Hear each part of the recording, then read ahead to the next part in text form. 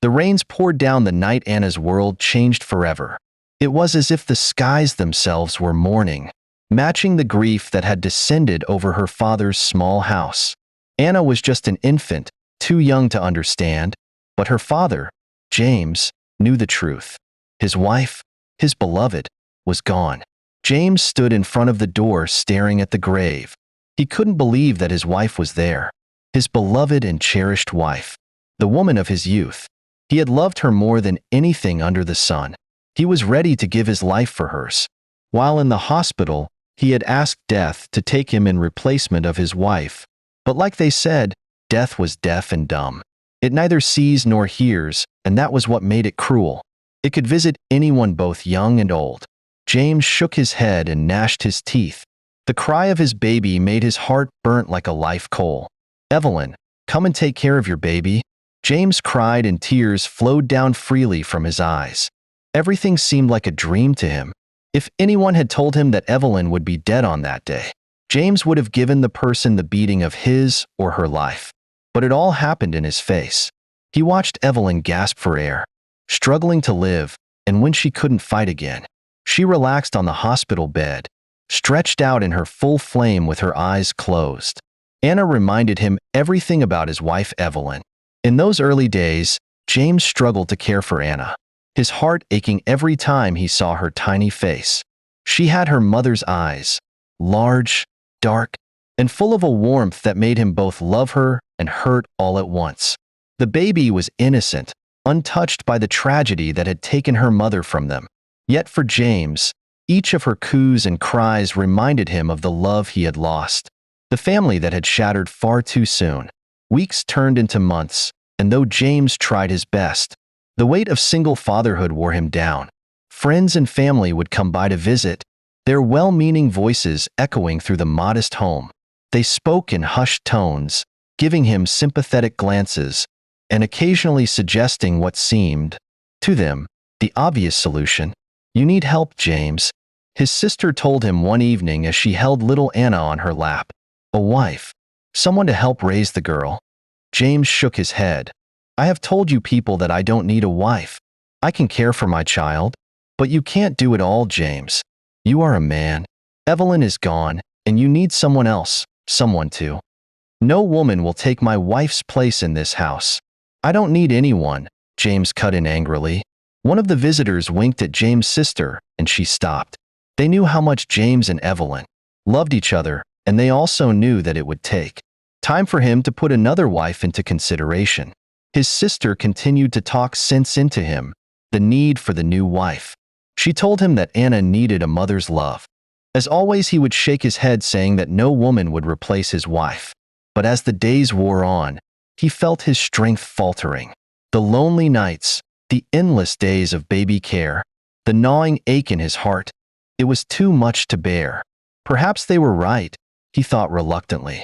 Perhaps it was time to bring someone else into his life, not to replace his wife, but to help him give Anna the life she deserved. That was when Rose entered the picture. Rose was a striking woman, with a confident smile and an air of composure that James found comforting. She was a widow herself, with no children of her own, and she seemed willing, even eager, to fill the role of mother for Anna. James was cautious, but he couldn't deny the relief he felt with Rose by his side. She was attentive, gentle, and for the first few months, he truly believed he had made the right decision. At first, Rose seemed to adore Anna, lavishing her with attention, teaching her nursery songs, and cradling her in her arms. She even called Anna, "my sweet little girl," a phrase that filled James's heart with hope. He thought, maybe Anna will have a mother's love after all. Those early days with Rose brought a warmth back into the household, the kind of happiness that James had thought lost forever. Seeing Rose and Anna together made him forget his sorrow at times. Rose always carried Anna at her back, running around the compound. At times they hide and seek, and at times it would be stories. She told her many stories about animals, the type where the tortoise was always the leader. It made James so happy that whenever he was coming back to his house, he would buy a gift for Rose. The gift was a kind of appreciation. "Thank you, Rose, for taking Anna as your child," he always said before giving her the gifts. But, James, Anna is my child. My sweet little girl, Rose always replied. But as time passed, a change came over Rose. The warmth she showed Anna began to fade, replaced by a certain coldness that James couldn't quite put his finger on. Rose became more focused on James, drawing his attention with flattery and charm, while her affection for Anna slowly withered away.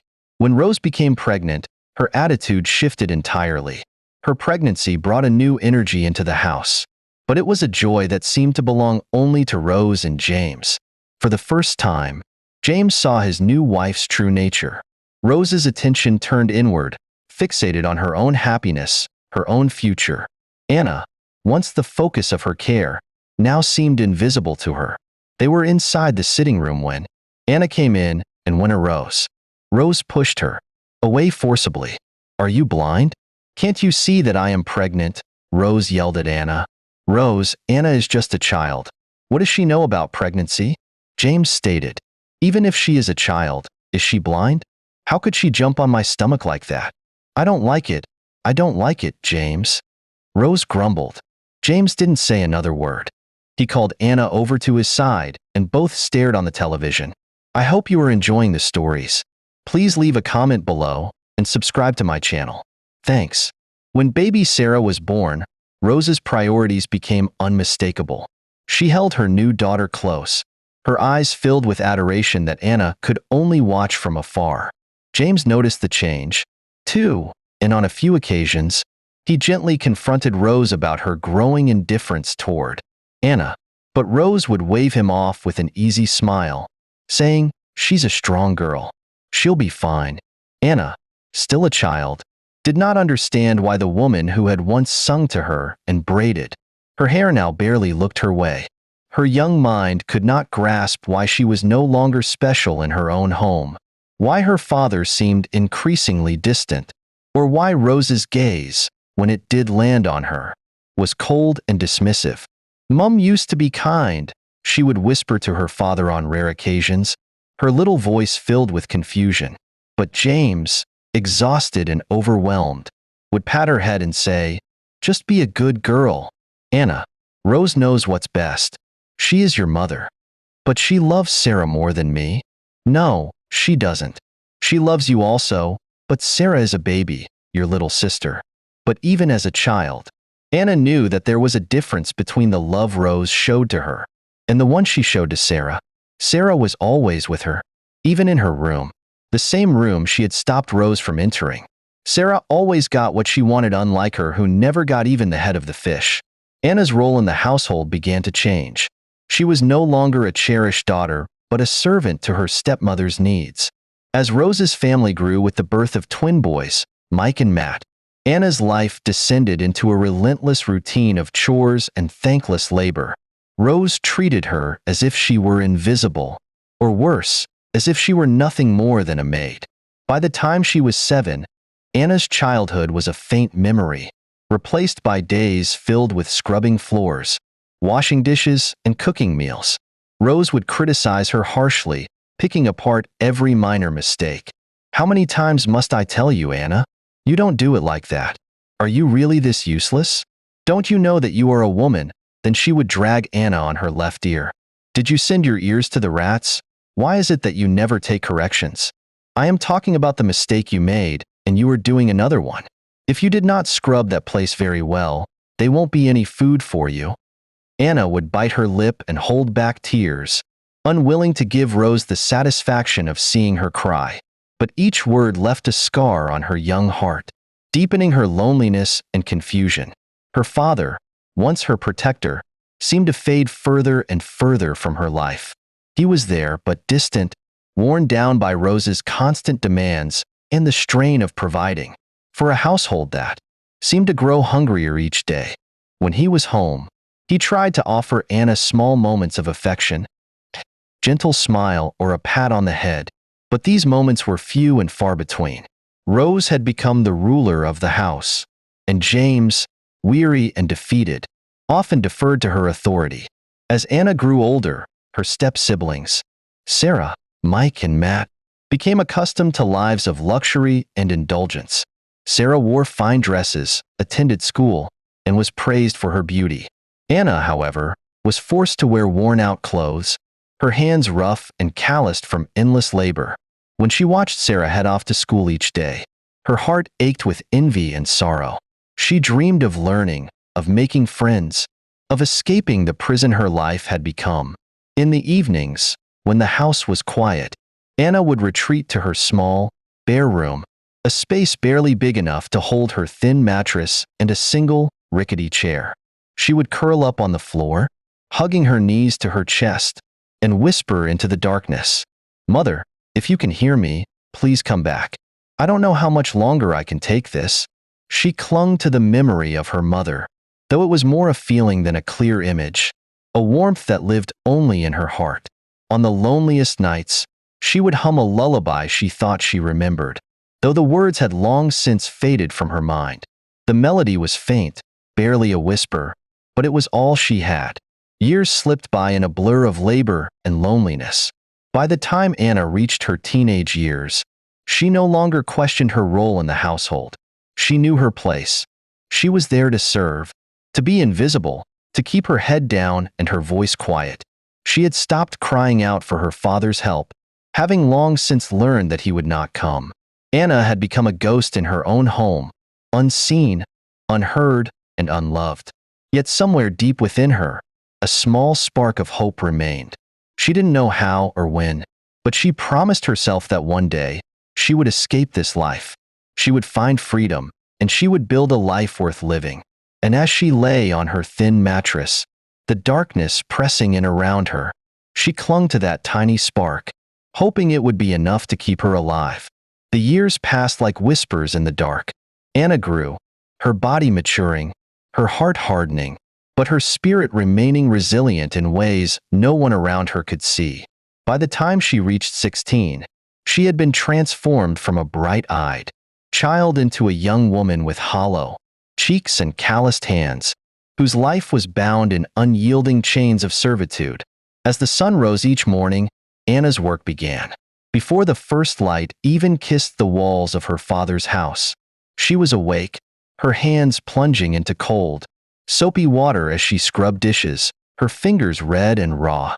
She swept floors, scrubbed pots, chopped firewood, and carried water from the river in heavy jugs that strained her slender arms. Day after day, year after year, she endured. Her stepmother, Rose, had grown more ruthless with each passing year. No longer did she pretend to care for Anna, nor did she hide her disdain.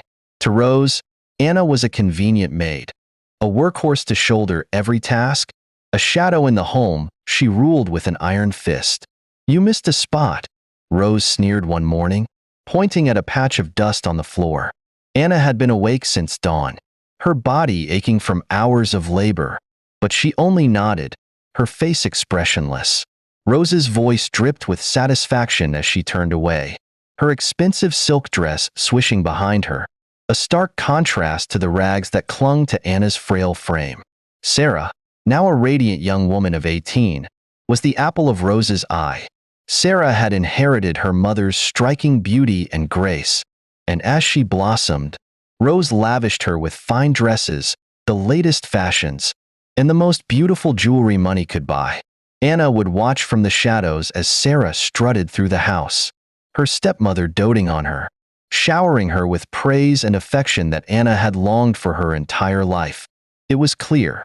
Sarah was being groomed for greatness, while Anna was condemned to obscurity. Her father, James, had grown even more distant over the years.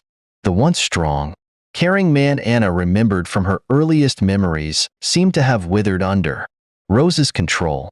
He spent most of his days working long hours, returning home late at night, his shoulders slumped and his face shadowed with exhaustion.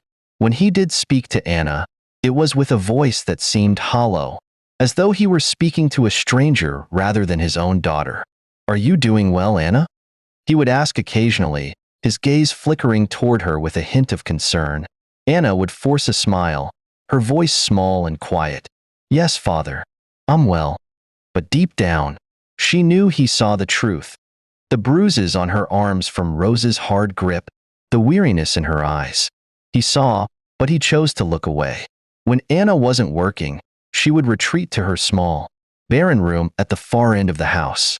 It was a cramped space, with a single mattress on the floor and a small window that let in only the faintest sliver of light. She would sit by the window, gazing out at the world beyond, the world she had never been allowed to know. One day, she whispered to herself, "One day, I'll be free." Life trudged on in this bitter pattern, her hopes slowly eroding as the years blended together.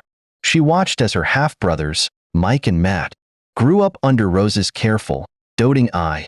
The twins were mischievous and playful, often wreaking havoc around the house, but they were never reprimanded. When they broke something or made a mess, Rose would simply laugh, indulging their antics. Yet if Anna so much as dropped a single plate, Rose would descend upon her like a storm. One evening, after a particularly grueling day of chores, Anna sat alone in her room, her body aching and her spirit weary. She traced the scar on her wrist, a reminder of the day Rose had slammed a door on her hand. When she was only 12, punishment for spilling a pot of soup. She could still hear Rose's voice, cold and cutting. "If you're so clumsy, perhaps you don't deserve to eat." Anna had learned to go without food, to endure the constant hunger gnawing at her stomach.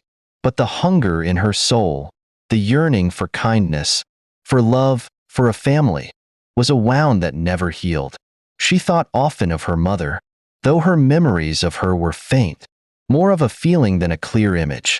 She would imagine her mother's gentle hands brushing her hair, her soft voice singing her lullabies, her warm arms holding her close. "Mother, if you're watching over me, please help me. I am tired, I want to die." Then she would burst out crying, singing and asking God why he created her. But her mother never answered, and her prayers went unheard. As the years passed, Anna became an expert in hiding her pain.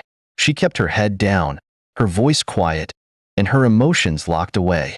To the outside world, she was invisible. Her life was one of silence, her dreams buried beneath the weight of her reality. Sarah, meanwhile, grew more beautiful by the day. She became known throughout the village as the most desirable young woman, her beauty turning heads wherever she went. Rose paraded her around with pride, boasting to anyone who would listen about Sarah's charm, her grace, her beauty. Sarah attended school, learned to read and write, and wore the finest clothes Rose could afford. She was everything Anna could never be. On the rare occasions when Anna would pass a mirror, she barely recognized the girl staring back at her. Her face was thin, her skin pale, her eyes hollow. She wore plain, faded dresses, her hair always tied back, her appearance as unremarkable as Rose could make it. She had become a shadow, a ghost in her own life, and even she had begun to forget who she truly was. But beneath the surface, beneath the scars and the pain, a spark remained, a tiny ember of hope that refused to die. She knew that one day, somehow, she would break free from the chains that bound her. She didn't know how or when, but she clung to that hope with all her might. One evening, as she sat by the window, watching the sun sink below the horizon, she made a vow to herself. "One day, I'll escape this life. I'll find happiness. I'll find freedom." But she would soon learn that freedom came at a cost she could never have imagined. One day, Sarah came back with a good, handsome young man. The man was smelling money, rich and wealthy. Rose was so happy for her daughter. She praised her for finding a good, rich man. The man gave Rose huge amounts of money, took Sarah to luxurious shopping.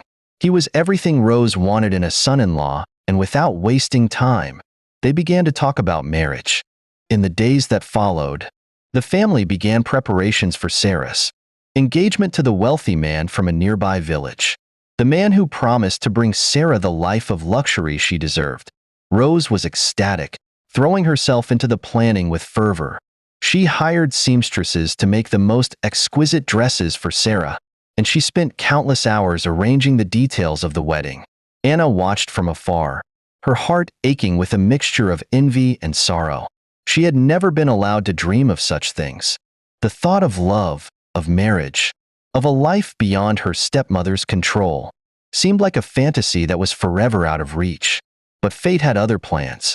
The night before the wedding, a storm rolled in, dark and furious, as though the heavens themselves were warning of the darkness to come.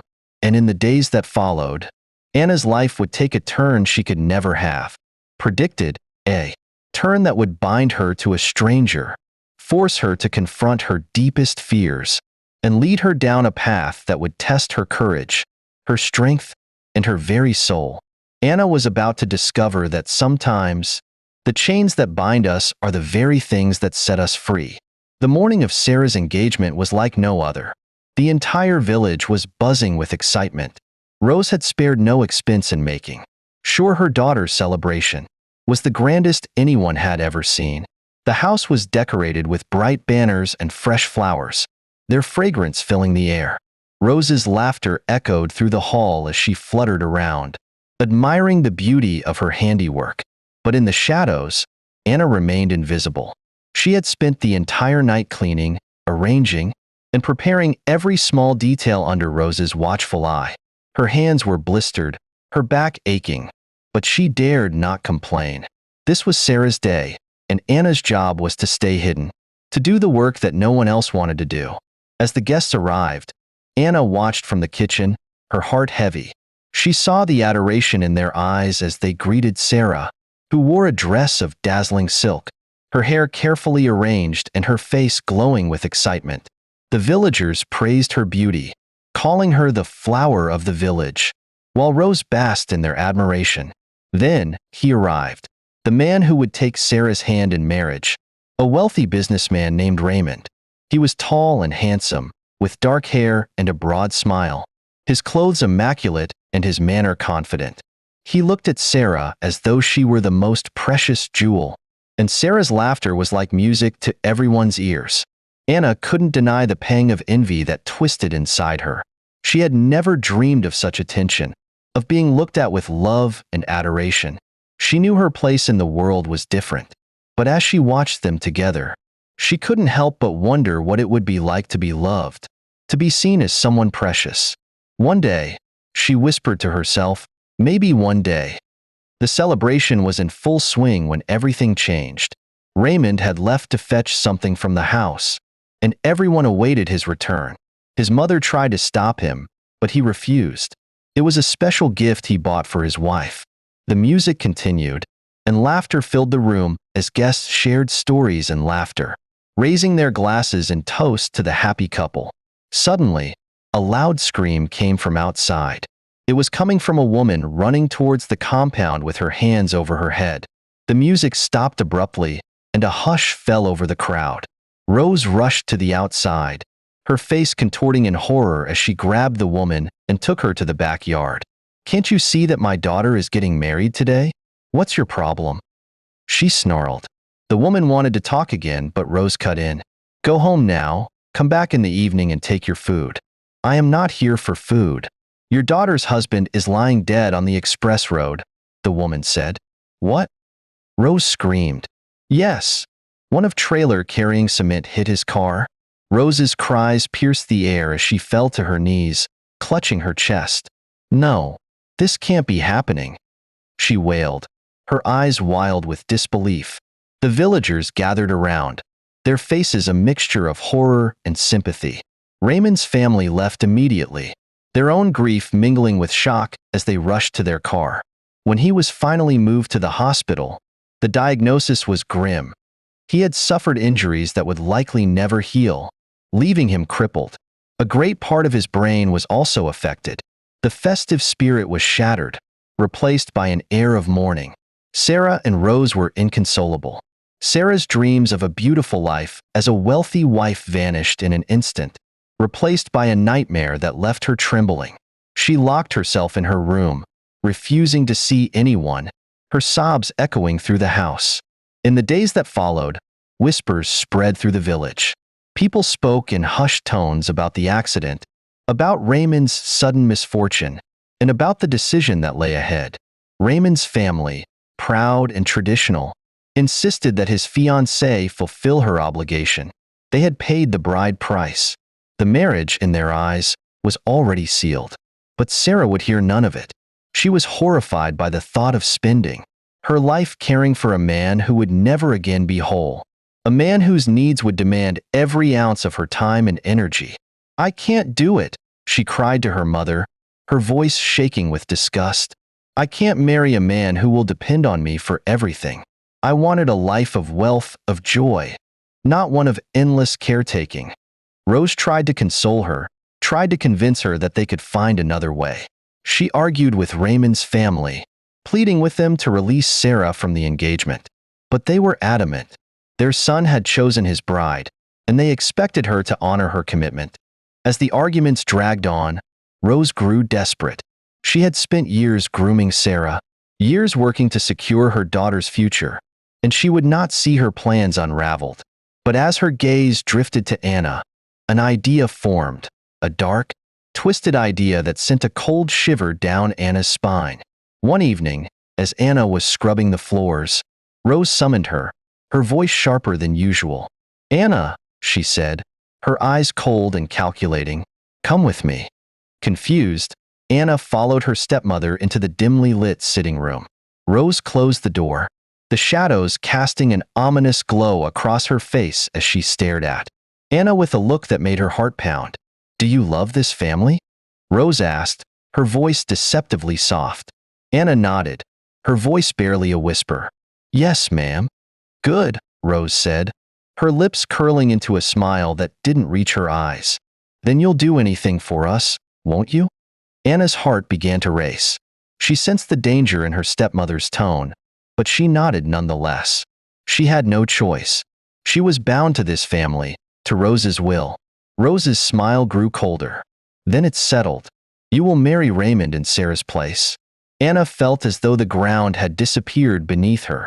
She stared at Rose, her mind reeling, her stomach twisting with horror. But I don't even know him. He is married to Sarah." Anna stammered, her voice shaking. Rose's expression hardened, her eyes flashing with anger. "It doesn't matter what you want, Anna. This is about what's best for this family. Raymond's family demands a bride, and you will fulfill that role. You should be grateful. I'm giving you a chance to be more than just a servant. You'll be married to a man of wealth." Anna's hands shook as she tried to process what her stepmother was saying. She had never been given a choice, never allowed to dream of a future. But this was not the life she wanted. The thought of marrying a man she didn't love, a man who was crippled and broken, filled her with a dread she couldn't put into words. "Please, Mum, I can't," she began. But Rose's hand shot out, grabbing her wrist with a grip like iron. "You will do as I say," Rose hissed, her voice low and menacing.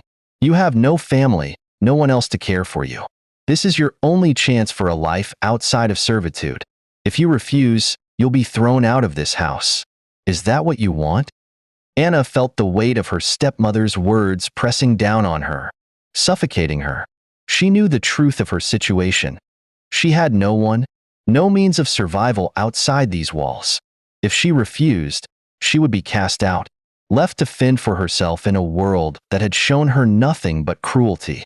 With a heart heavy with despair, she nodded, her voice barely a whisper. I'll do it." Rose released her, a satisfied smile spreading across her face. "Good. You'll leave for Raymond's family's estate in a week." As Anna stumbled back to her room, her mind was a whirlwind of fear and grief. She had dreamed of freedom, of love, of a life where she could be her own person. But now, those dreams felt farther away than ever. She was being sold into a life of servitude, a life where her only purpose was to care for a man she had never met, a man who would never love her. That night, Anna cried herself to sleep, her heart breaking under the weight of her fate. But even as she lay in the darkness, a small, stubborn spark remained, a spark of hope that one day, somehow, she would find a way to escape this prison. The days that followed, Rose's announcement felt like a blur to Anna. She moved through the house, like a ghost, her mind weighed down by the crushing reality of her impending marriage to a man she had never chosen, a man who would never truly be hers. The future that lay ahead felt like a dark tunnel with no escape. Sarah laughed and mocked Anna. She called her the wife of a crippled man. Anna was bitter. She knew that Rose was washing her hands of her, and she made no secret of her eagerness to do so. Every time she passed by Anna in the house, she gave her a pointed, satisfied smile, a look that sent a shiver down. The days before Anna's departure were a strange, hollow time for Anna. Each morning, she woke with a heaviness in her heart that only grew as the hours passed.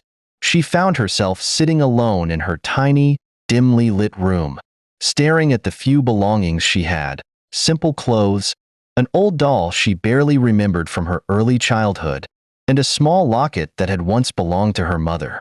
She would run her fingers over the locket's smooth surface, feeling the connection to the mother she had lost so long ago. The locket was her last reminder of a life where she had felt loved, a life where hope had not seemed so unreachable. Rose's commands echoed constantly in her ears. Every day, her stepmother had new instructions, a new list of things Anna must do to prepare herself for her marriage to Raymond. Each task was like another nail in the coffin of her dreams, sealing her fate as Rose's reluctant pawn. One evening, after a day of unending chores, Anna slipped away to the garden behind the house. It was a place she rarely visited, as Rose seldom let her go outside except to run errands. The garden was overgrown, the once tended flowers choked by weeds, but there her mother was buried. She gazed up at the night sky, the stars flickering like distant, unreachable worlds, far from the pain that had become her daily reality. As she sat there, tears began to spill down her cheeks. She buried her face in her hands, sobbing quietly, the weight of her sorrow pressing down on her chest. The garden was silent, the grave was quiet, the only sound her muffled cries as she whispered, "Why, Mother? Why did you leave me? Why did you let me end up like this?" It was the first time she had allowed herself to cry in days, and the release of her emotions felt both painful and freeing. She wanted to scream, to shout, to rail against the cruelty of her fate. But instead, she remained silent, the tears streaming down her face, her heart breaking under the weight of a future she could not control. As she wept, she heard a rustling behind her. Startled, she wiped her eyes and turned, half expecting to see Rose standing there with her usual look of disdain. But it was her father. He looked at her with an expression she couldn't quite read, a mixture of guilt and sadness that seemed to soften the usual hardness in his face. He approached her slowly, his footsteps hesitant, as if he wasn't sure he belonged there. When he finally sat down beside her, he didn't say anything at first. They sat in silence, the cool night air surrounding them, each lost in their own thoughts. Finally, he spoke, his voice low and weary. "I know this isn't what you wanted, Anna. I know it's not fair." She looked at him, her eyes searching his face for some sign of the father she had loved as a little girl, the man who had once been her world before Rose had come into their lives. "Then why, Father?" she asked, her voice barely more than a whisper. "Why are you letting this happen?" He looked away, his face etched with lines of regret. "Life has not been kind to us, Anna. We have all lost something. Your mother. She was the light in my life, and when she left, everything changed. I thought I could rebuild with Rose. I thought she would take care of us, help me raise you. But—" his voice trailed off, and Anna could hear the tremor in his tone, the regret that he had buried for years. "Then why did you let her treat me like this?" Anna's voice was trembling now, the anger she had buried for so long bubbling to the surface. "Why did you stand by and let her treat me like I was nothing?" He sighed, his shoulders slumping. "Because I was weak. Because I was afraid. I told myself it was for the best, that she would change. But I see now that I was wrong. I see now what I've allowed her to do to you, and I can never take it back." Anna felt pity for her father, but it was quickly swallowed by her anger and despair. His words, though remorseful, could not undo the years of suffering she had endured, and now, he was allowing her to be married off like a piece of property, a solution to a problem that was never hers to begin with. "Then stop this," she said, her voice fierce. "If you're sorry, then stop this. I don't want to go to Raymond. Let me live my life. Let me be free." He shook his head slowly, his face twisted with sorrow. "I can't, Anna. The debt we owe Raymond's family. It's too great. They've helped us more times than I can count. This marriage is the only way I can repay them. If I could change things, I would. But life is not that simple. Anna looked away, her heart sinking. She had hoped, for one fleeting moment, that her father would stand up for her, that he would see her pain and fight for her happiness. But instead, he was choosing his own survival, his own comfort, over her freedom. They sat in silence for a long time after that, the weight of his words settling over them like a shroud. They stared at the grave. Finally, he rose, placing a hand on her shoulder in a gesture that felt hollow, empty. "Forgive me, Anna," he murmured, his voice barely audible. And with that, he turned and walked away, leaving her alone in the darkness once more. The day of the departure arrived far too quickly. Rose insisted that they must be a wedding, an evidence of marriage between Raymond and Anna. Although there wouldn't be any paying of bride, price again for that had already been done. Anna felt like she was moving in a dream, each moment surreal and distant as she was dressed and prepared for the ceremony. Rose had arranged for a simple wedding dress, nothing extravagant, but enough to fulfill the family's obligations. Anna stood in front of the small mirror in her room, staring at her reflection. The white dress hung loosely on her thin frame, and her face looked pale, almost ghostly, against the starkness of the fabric. She felt numb, as if she were no longer truly part of herself. She moved through each step of the day in a daze, her mind detached from her body. As she was led to the small gathering, where the ceremony would take place, the villagers had come, more out of curiosity than support, whispering among themselves as they watched the girl who had once been invisible, now about to be married to a man who could no longer even recognize her. Raymond's family sat solemnly at the front, their faces expressionless as they waited for the ceremony to begin. Raymond himself sat beside them on a wheelchair, his once handsome face marked by the scars of his accident. He was their only present in body. Months had passed yet he still looked like a doll. Anna could see the sadness etched into his features, the loss of the life he had once known, a life that had been shattered in a single, cruel moment. As the priest began to speak, Anna's mind drifted, her thoughts a swirling mix of memories and regrets. She thought of her mother, of the warmth and love she had once known. She thought of the dreams she had buried, the life she had never been allowed to live.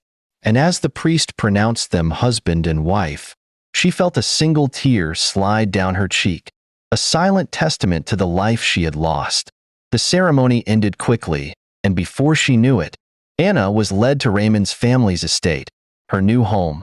She entered the small, dimly lit room that would be hers and felt the weight of her new reality settle over her. She was now a wife, bound to a man who could never truly be her husband. Her life was no longer her own, her dreams nothing more than whispers in the darkness. As she sat on the edge of the small bed, staring into the shadows, she felt a strange calm settle over her. She had been through so much, endured so much pain, and now she was free of Rose's control. But this freedom came at a cost, a life spent in a marriage that was nothing more than a prison. But somewhere, deep inside her, a small, stubborn flicker of hope remained. She didn't know what the future held, but she knew one thing. She would not let her spirit be broken. She would endure. She would survive. And perhaps, one day, she would find a way to reclaim her life. Anna's first days in her new home felt like a continuation of the long, painful dream she had been living. Each morning, she would wake before dawn, moving quietly through the house so as not to disturb anyone. She prepared Raymond's breakfast and completed the daily chores, much as she had done at her stepmother's house. The difference now was that she was surrounded by silence, a strange, hollow silence that seemed to echo in every corner of the house. Raymond's family treated her with indifference, viewing her more as an obligation than a part of the family. They rarely spoke to her, leaving her alone to tend to Raymond. Anna tried to keep her head down, avoiding any interaction beyond what was necessary. It was as if she had become invisible, a shadow that moved through the house without purpose or meaning. Raymond, confined to his room, was a silent and distant figure. He spent most of his time in bed,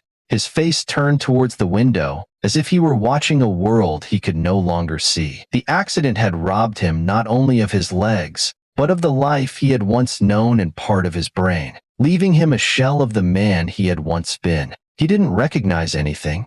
He was nothing better than a vegetable. It was Anna's duty to bath him, take him to the toilet, feed him, and other things. At times Anna felt like running away. Although there was money, the suffering was much. Raymond's family never cared to help in any little way. Instead, his mother would always yell at Anna. "Anna!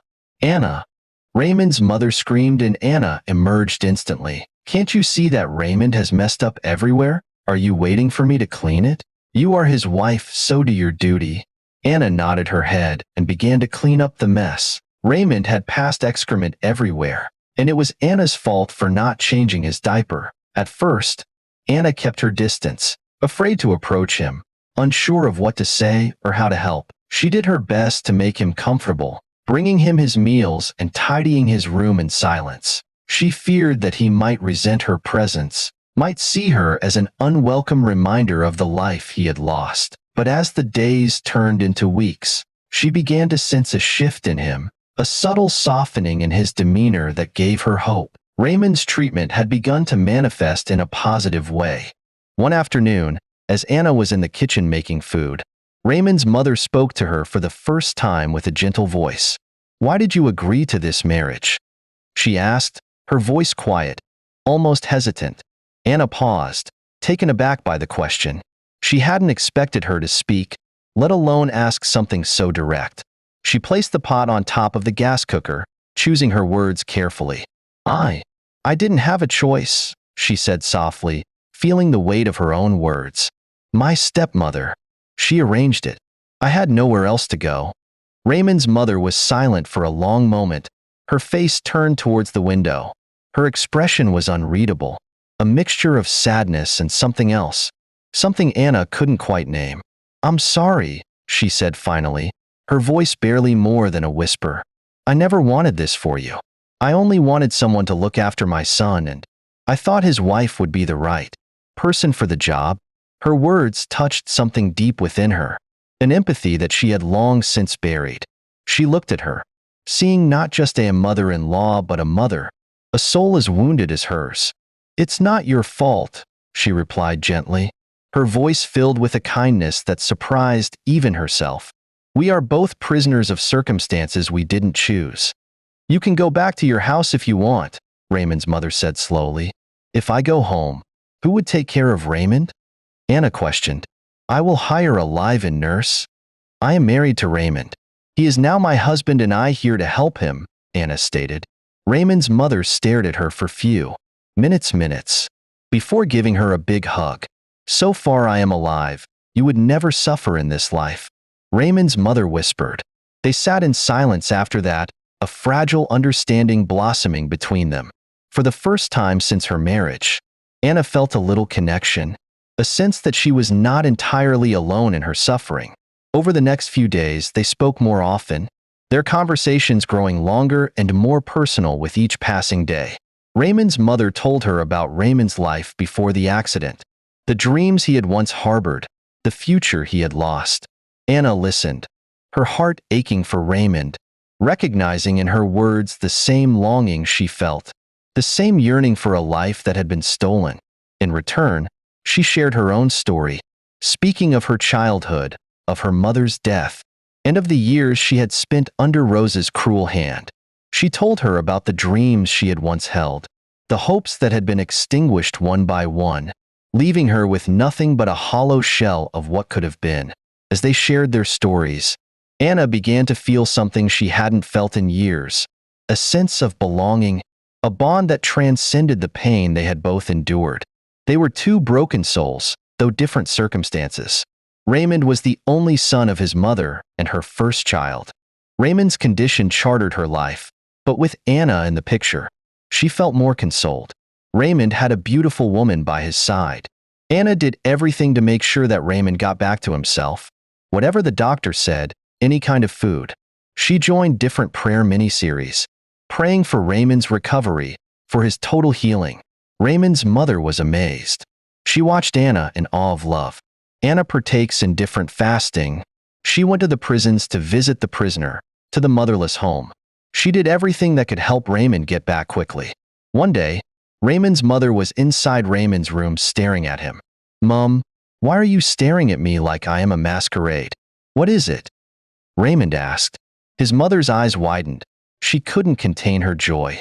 It was the first time Raymond had said something meaningful since the day of the accident. The woman praised Anna so much and also told Raymond about Anna's dedication towards him. Raymond thanked Anna profusely. He asked his mother about his wife, Sarah. His mother told him about everything that happened and how Anna got into the picture. Raymond shook his head and swallowed his tears. One evening, as Anna and Raymond sat together in the fading light, Raymond turned to her, his face filled with an intensity that took her breath away. "Anna," he said, his voice low and steady, "I don't want you to be my nurse. I don't want you to be a servant in this house. You are my wife, and I want us to be equals. I want us to face this life together, side by side." His words brought tears to Anna's eyes, a mixture of joy and sorrow that she couldn't quite explain. For so long, she had been treated as little more than a tool, a means to an end. But here was a man who saw her, who valued her, who wanted her to stand beside him as an equal. She reached out, taking his hand in hers, feeling the warmth of his touch, the strength that lay hidden beneath his scars. In that moment, she knew that she would no longer be a victim of her circumstances. She would no longer allow herself to be defined by the pain she had endured. Together, she and Raymond would build a new life, a life forged from the ashes of their broken dreams. The days that followed were filled with small moments of happiness, a fragile peace that blossomed between them like a rare flower in a barren field. Anna began to see Raymond not as a burden, but as a partner, a friend, and perhaps, one day, something more. They spent their evenings talking, sharing their hopes and fears, their dreams and disappointments. Raymond taught her to play the piano, guiding her fingers over the keys, as they created melodies that filled the house. With a warmth that had long been absent, Anna found herself laughing, smiling, her heart lightening with each passing day. But their happiness was not without its shadows. One day Anna and Raymond was inside the room laughing and playing when Rose and Sarah came to the house. They have heard that Raymond was getting back to himself, and soon he would start walking with his legs. They welcomed their visitors so well. Anna served them juice and snakes. Ever since that day, Sarah started visiting often. Her eyes filled with disdain as she looked at Anna, her mouth twisted into a sneer as she watched the bond growing between her and Raymond. She made it clear that she still held power over Anna, that she could take away this fragile happiness at any moment. Despite Sarah's presence, Anna felt stronger than she had ever been. She had found a purpose, a reason to wake up each morning, a life that was no longer defined by pain and suffering. And though the future was uncertain, she knew that she would face it with courage, standing beside the man who had become her anchor in a world that had once felt so dark. As the months passed, Anna and Raymond continued to grow closer, their bond deepening with each shared moment, each whispered promise. They were no longer prisoners of their pasts, but partners in a future they were building together, a future filled with hope and resilience. Anna's life began to feel like a delicate balance.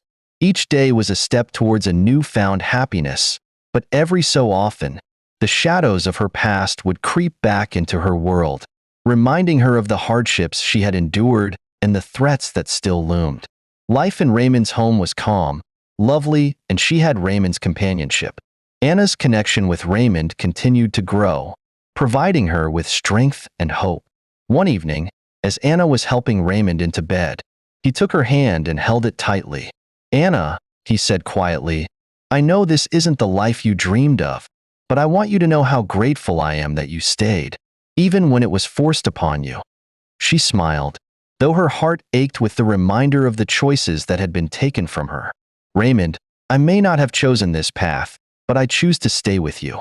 Not because I have to, but because I want to." Raymond's eyes softened. I feel like I've lived 1,000 years in these past few months. You've shown me kindness I didn't think I'd ever deserve. I don't want you to think you're alone in this. We'll rebuild our lives together, no matter what." In that moment, Anna felt a warmth spreading through her chest. They had both been broken by life in different ways, but together, they were piecing each other back together, slowly but surely. Days turned into weeks, and soon Anna and Raymond fell into a comforting routine. They shared breakfast in the mornings, and in the afternoons, Raymond would teach her to play new songs on the piano.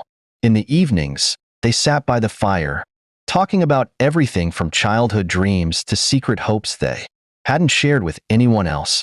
But just as Anna began to feel a sense of stability, an unwelcome figure reappeared in her life, Sarah. She came unannounced one chilly afternoon, her face twisted with the same disdain that had marked their last parting.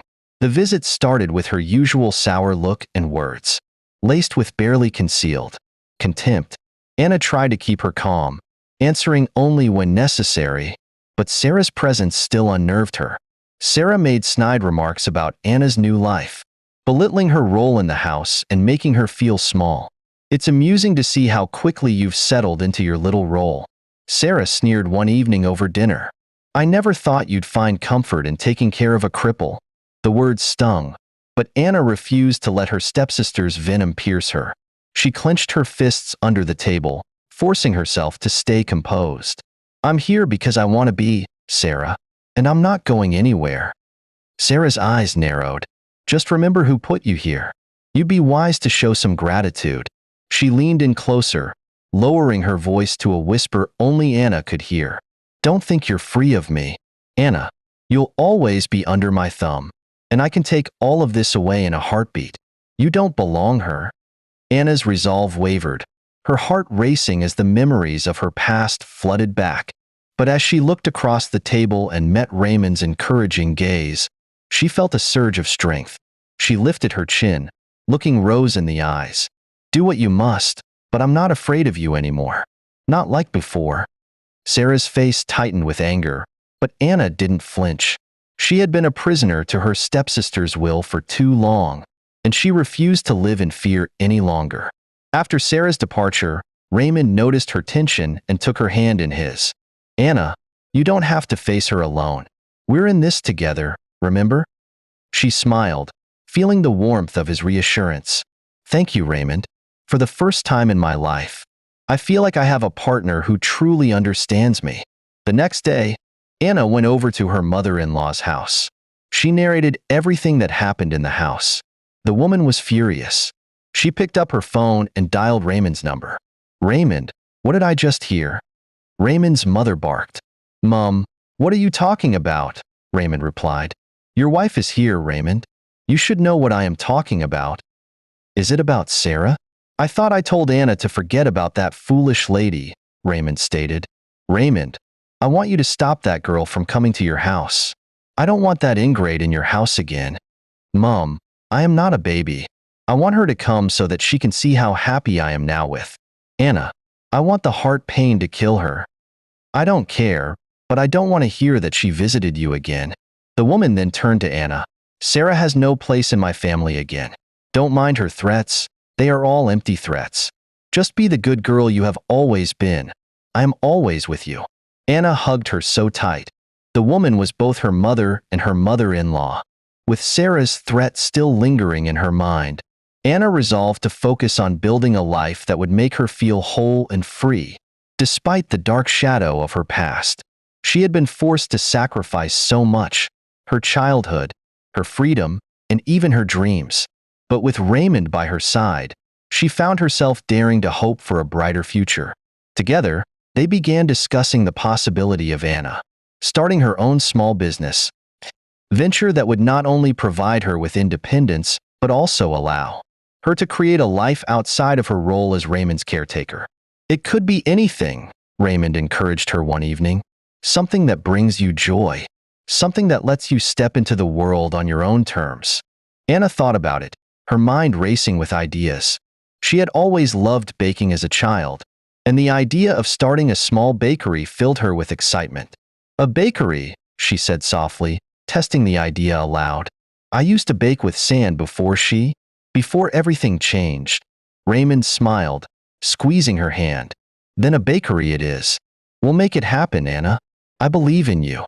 For the first time in years, Anna felt an overwhelming excitement, a sense of purpose.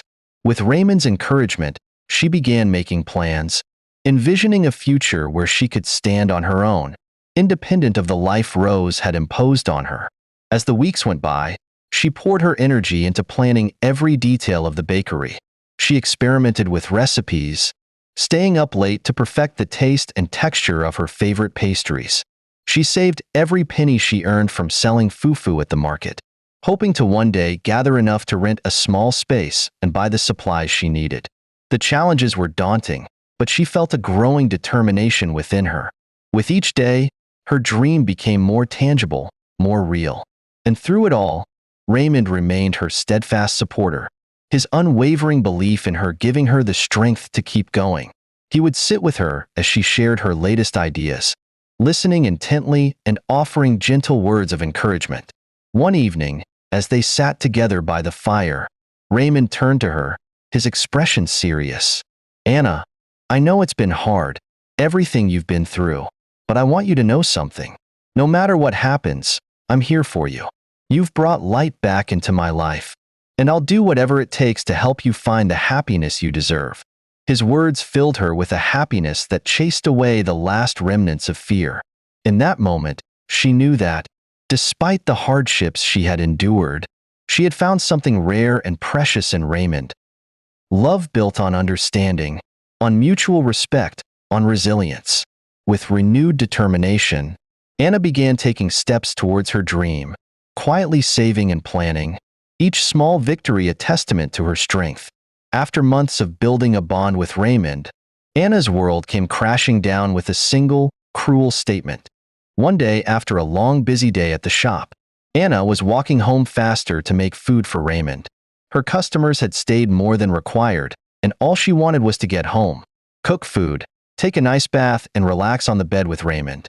But as she opened the sitting room door, she stopped dead. Raymond was on the couch cuddling Sarah, both of them laughing. Anna's head began to spin around. Everything in the sitting got doubled in her sight, and like dried leaves propelled by the wind, Anna walked slowly inside the sitting. She coughed to summon their attention. Raymond turned his face. Anna, are you back? He muttered and continued what he was doing. Anna saw the life she thought she had built shattering in front of her. She had expected Raymond to show remorseful face, to plead for her forgiveness. But Raymond and Sarah continued with their act. Anna turned around and ran. As she ran, she cried. Raymond's mother was sitting outside the compound when Anna bashed into the compound. The woman jerked up the moment she saw Anna. Anna, what's it? Why are you crying, my daughter? What happened? She asked simultaneously. Mum, Raymond, Sarah. Anna's words choked. Anna buried her face on her mother-in-law's face, weeping like a baby. Her mother-in-law tried all her best to console her that night. It was the next morning that Anna explained what she saw at the house. Raymond's mother was furious, so she threatened to deal with both Sarah and Raymond. The woman and Anna went back to the house. Sarah was inside the kitchen making tea when they got to the house. She had one of Raymond's big shirts on. Good morning, Ma, Sarah greeted. Raymond's mother sighed and moved to her son. What's the meaning of this? Are you not ashamed? How could you, Raymond? How could you do anything that would hurt Anna? The woman cried out. Mom, but I didn't do anything. Sarah here is my wife. I paid her bride price, Raymond replied. You must be out of your mind, Raymond. What are you saying? Mom, Sarah is my wife. I can't even remember if I am married to Anna or not. Anna stood there staring at Raymond, at the man she thought was her last hope. She tried to stifle her tears.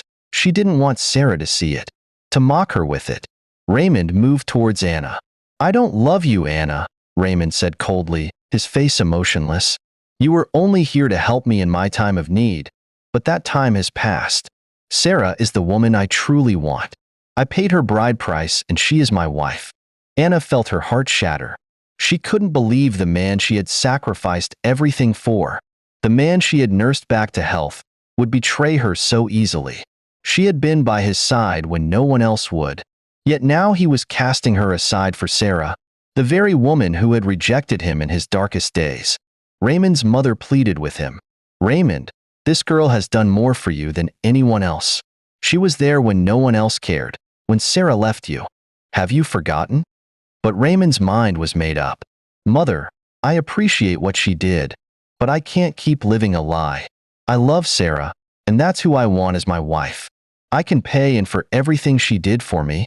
"Raymond, do you think that everything is about money? No. What Anna did for you cannot be bought with money." Raymond's mother could do nothing to dissuade him. And so, with nothing but her broken heart and the memories of her sacrifices, Anna packed her few belongings and left the house she had come to consider a home. That night, Anna cried until she had no more tears left. She felt betrayed, abandoned, and lost. She looked up to the heavens and asked, "Why, God? Why did you take my mother away, only to give me a life filled with suffering? What have I done to deserve this?" As days turned into weeks, Anna found solace in Raymond's mother, who refused to let her walk this path alone. The older woman promised her, "Anna, you are strong, and you are good. I won't let you be forgotten. You deserve a better life than what my son could give you." With her mother-in-law's help, Anna was given a chance to start fresh.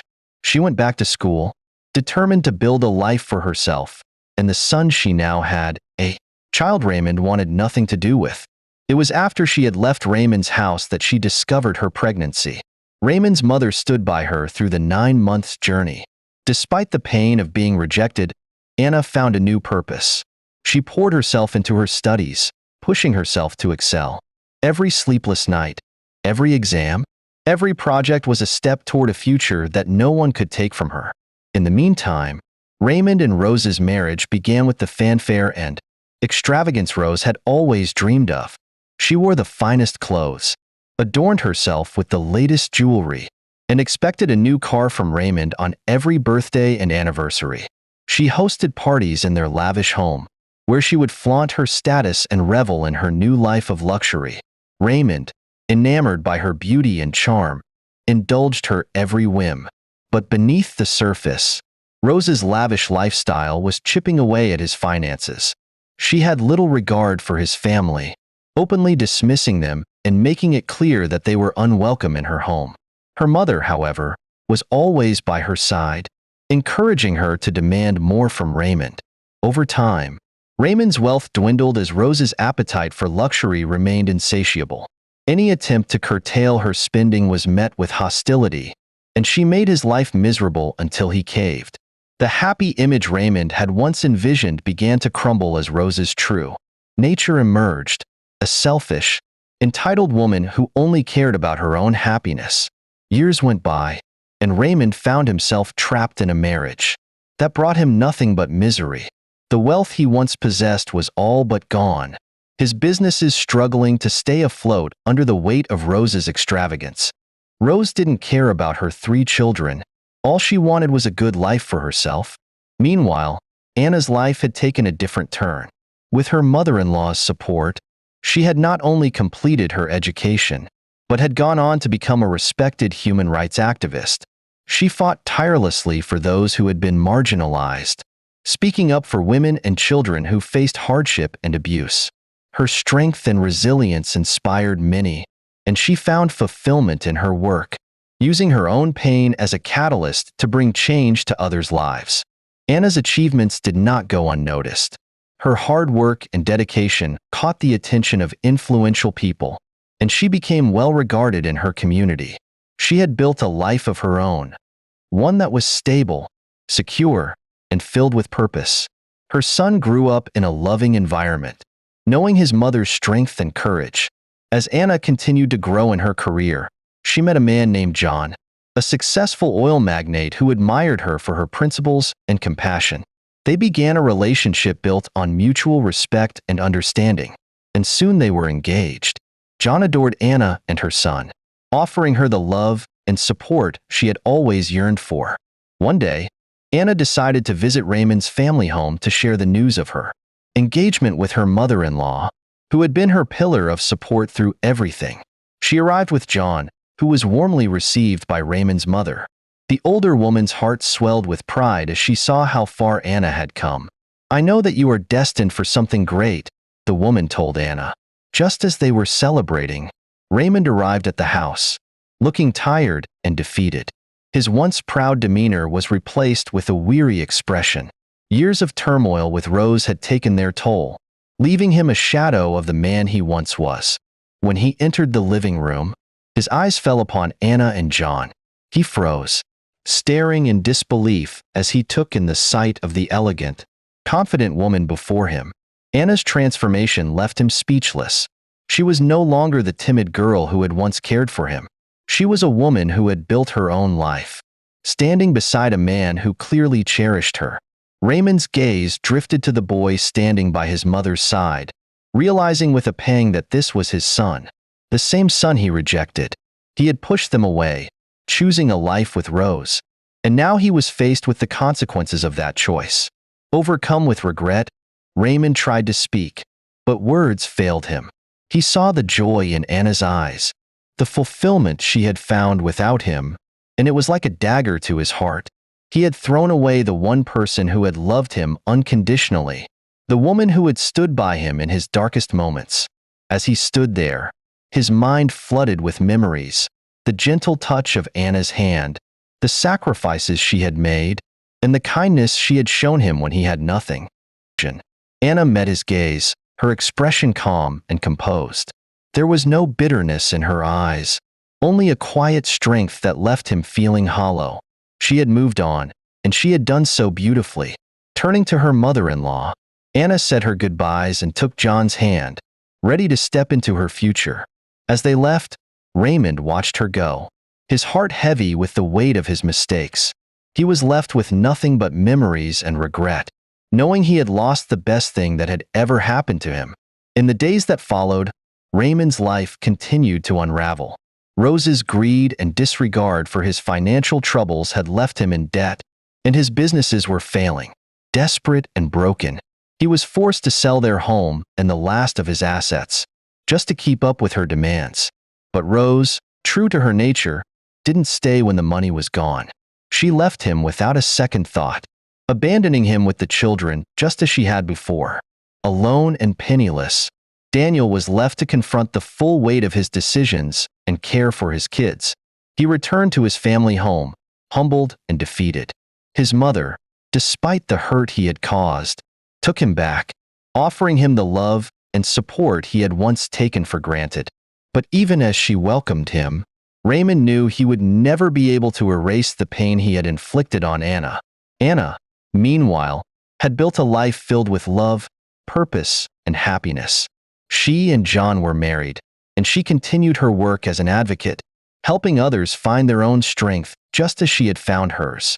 She had risen from the ashes of her past, leaving behind the pain and forging a future that was truly her own. The story of Anna, Raymond, and Sarah served as a powerful reminder to everyone in their community, a testament to the resilience of the human spirit, the importance of true love, and the consequences of choosing self-interest over kindness. I hope you enjoyed the stories. Please leave a comment below and subscribe to my channel. Thanks.